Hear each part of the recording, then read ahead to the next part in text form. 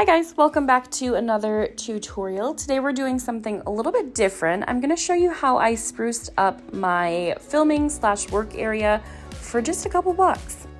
I got this filming stand on Amazon a couple years ago and it's just really been through the ringer. It's got a spray paint and epoxy and acetone and everything you can imagine on it. And so I'm just going to kind of buff it down real quick with my sanding block and make sure I'm just kind of picking off all those pokey bits, anything that's sticking up. And then I'm going to take some rubbing alcohol and wipe that off with a paper towel. So we've got a clean, smooth surface to work on. And then I'm going to take my painter's tape and wrap it around just so we're not getting any glitter and epoxy on the actual vertical stand portion itself. I want to keep it right on the base.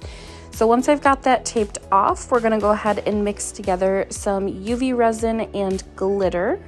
I'm using about 80 mLs of the CC DIY UV resin to probably about 10 mLs of Manifest from Peachy Olive Glitters. I'm going to mix that together and we're going to apply the glitter and epoxy mixture wet directly to the space. I'm not spray painting it. You'll notice this color difference here. If you guys have not played with your opal glitters on black bases, I would absolutely recommend that you do so. There's so many different color combinations, and you never would have even thought about it on a dark base.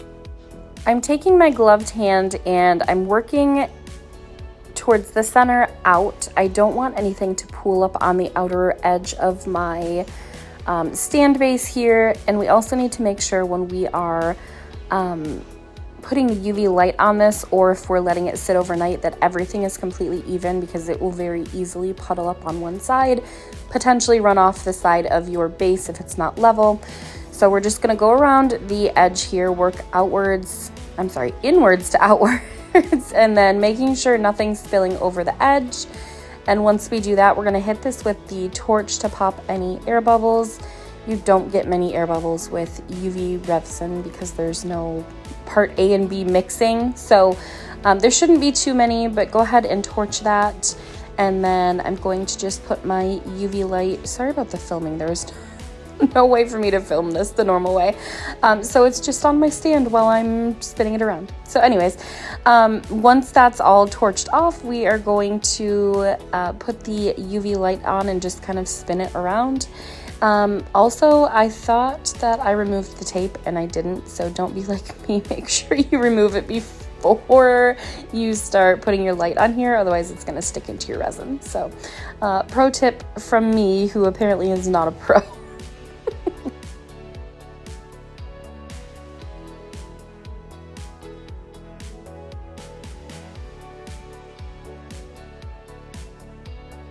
Once the UV resin is all cured, we're going to go ahead and reapply some painter's tape to that same center portion there. And then I'm going to do a second coat of the UV resin just to give it more full coverage, because you can see some spots and empty spaces in the base. So I would definitely recommend, if you're doing a harsh color transition, that you are doing 2 layers just to fill in any of those blank spaces. Another pro tip, I didn't realize that my UV light was on next to this, and it was curing as I was spinning it around, over on the side of my desk, and it cured a portion of it. And so that's what I'm doing. I'm picking it off there because it was all lumpy. Anyways, this didn't go as I planned, kind of, but it ended up fine. So we're going to go ahead and re-cure that for a second time. And then once that is fully cure and hard to the touch, we're going to go in with one final coat. UV resin it looks kind of wavy when you mix glitter into the epoxy. And so I didn't want to just leave it cured like this because it wasn't as shiny as it could be. And also it looked kind of wavy. So once that's cured, I'm going to go in with my Flynn Sisters fast setting epoxy. I'm going to apply that to the top, making sure that I don't have too much on there, that this is not going to spill over the edge overnight while it's sitting to cure. And I opted to use that fast setting because I know how quickly things can move. This is a thicker viscosity epoxy, and so it's harder for it to flow off the edge, whereas I think the regular setting epoxy is a thinner viscosity and it would have more easily kind of went off the edge if anything was any sort of uneven while it was curing overnight. So that's why I chose the fast setting versus the regular setting epoxy. It turned out fine. It cured in just a couple of hours. I just let it sit in my craft room on a box for a cup, and I was able to level that with my leveler, making sure nothing was gonna, like I said, go over the edge overnight. I wasn't gonna wake up to any surprises. And so after that's all applied, I'm just gonna torch it, make sure any air bubbles are popped. Look how shiny and smooth this is. And then once that's curing, we're gonna go in and start working on this mat, glass mat. I don't even know what it's called. I got this at Michael's for like probably like $40 maybe. I don't even remember. I think I had some rewards, so it was cheaper than that. But I'm going to do the same process. I'm going to sand the glass with my sanding block, rub it down with any or with the rubbing alcohol to get off any pokey bits, any sanding dust. You can't really tell that I sanded it, but I just wanted to make sure I didn't have any like oily surfaces or anything. And then we're going to go in. This is from the Dollar Tree. So far this is costing me $1.25 to revamp my filming station. And then of course, obviously I had the epoxy on hand. So according to girl math, it was free for the epoxy and it was only $1.25 for the marble here. So I don't want to argue about it. Girl math is what it is. So following the same process that we normally do to apply vinyl to tumblers, we're going to use the hinge method. I cut probably like an inch, maybe half an inch over each edge, just so I had enough vinyl. I don't even know if this is vinyl. I don't even know what this is actually. It's probably vinyl, but it's like cheap vinyl. But I wanted to make sure that I had an overhang to compensate if anything wasn't applied straight completely on this glass mat here. So I just had a little bit extra. I'd rather have too much than not enough. So working, I'm gonna push the center out. So you saw when I applied it, I put my squeegee in the middle, and then I'm going to make sure that's all straight and centered, and then I'm going to push my air bubbles out to the top and bottom, or left and right, however you want to do it, just to make sure that everything is going to be straight on the cup. But also I don't want any creases or air bubbles. We want to minimize that. So working center towards the outer edges, outward, however you want to word that, is how we're going to do that. And then I'm just going to go in once everything is completely flush onto this mat. I'm going to use my X-Acto to pop any air bubbles. There were a few big ones and then a couple of tiny ones here, so that's what you're seeing me do.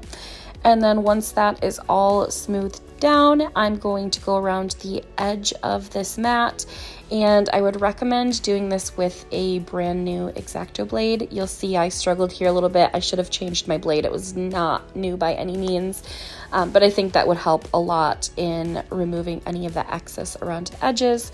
So definitely would recommend doing that. And then we're going to go around it, pull all of that off, make sure everything's smooth around the edges so it's not lifting. We don't want any epoxy to get under that. And then we'll start the epoxy process.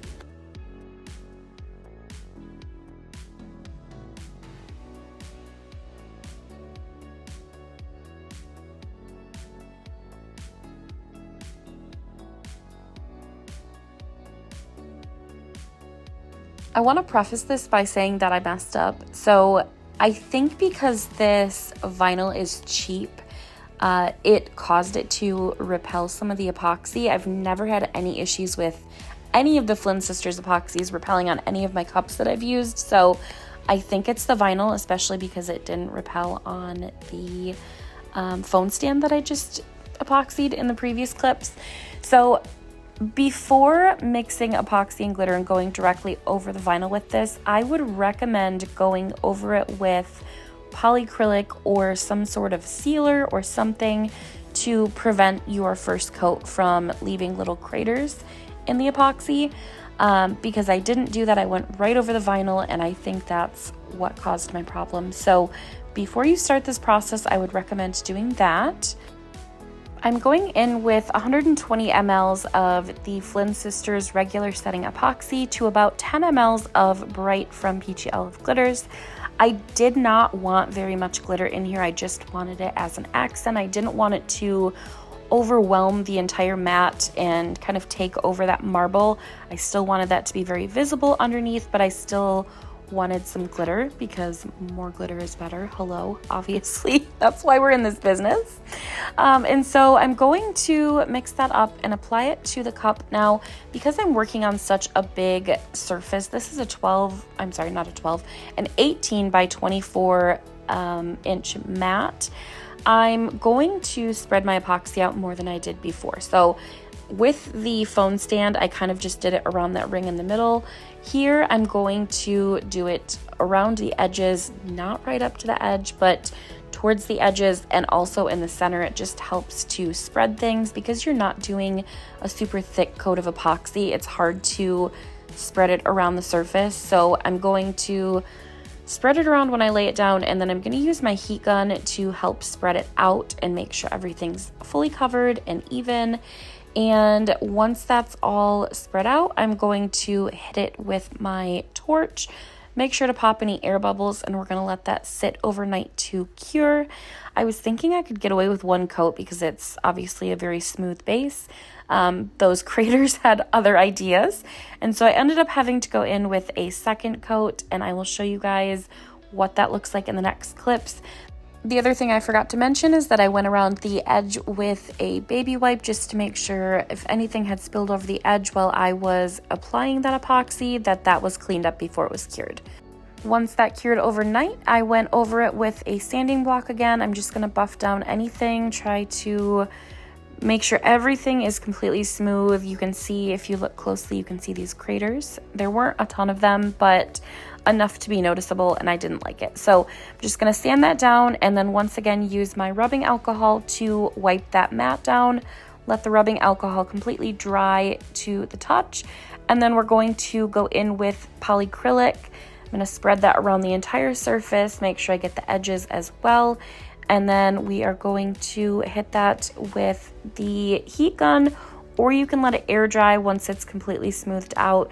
You want to make sure this is very smooth. If you have any like thicker streaks of the polyacrylic, it does get like a milky color. And also obviously it's going to not dry quick enough if you don't give it enough time before applying your epoxy, and then it's going to get in your epoxy and cause problems. So just make sure it's fully smooth and fully dried before you apply the epoxy. And then we're going to go ahead and go into the final epoxy coat.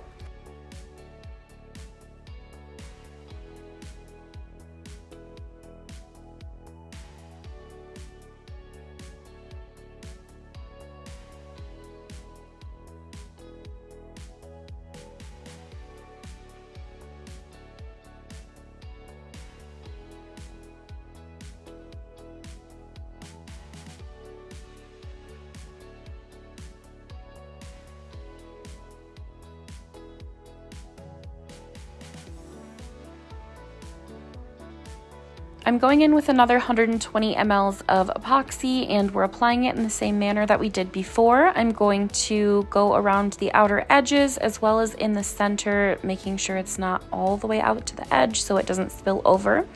And then I'm going to use my heat gun to help me spread this epoxy out. Because we're working with such a large area and we're not using a thick coat of it, it's really hard to spread it out. So heat is definitely going to be your friend in this scenario. Make sure you don't scorch your epoxy, get the heat gun too close to it, but it'll definitely help to spread that out without getting too much epoxy on there and chancing it spilling over the edge while it's curing overnight. So less is more in terms of epoxy here. Just use your heat gun to help you if you're having trouble, especially if you're using the fast setting epoxy. And then once we've got that all spread out, this epoxy is self-leveling. So even though it looks rough and bumpy right now, it's going to be fine. Once it's cured overnight, it'll self-level. So we don't have to worry about that. Make sure you torch it before you let it sit for the evening. And then we will go ahead and finish it up. If you're looking to spruce up your workspace, it doesn't even have to be a craft space, and you want to do that on a budget, or you don't want to spend a lot of money on something like that, this would be a great alternative. It was very easy. It was quick. That I did this all in an evening. So I would definitely recommend doing something like that. It makes a huge impact to my small workspace. So let me know what you guys thought in the comments. Don't forget to like and subscribe if you haven't already. Hit that bell button for notifications on future tutorials. And I will see you guys next Sunday.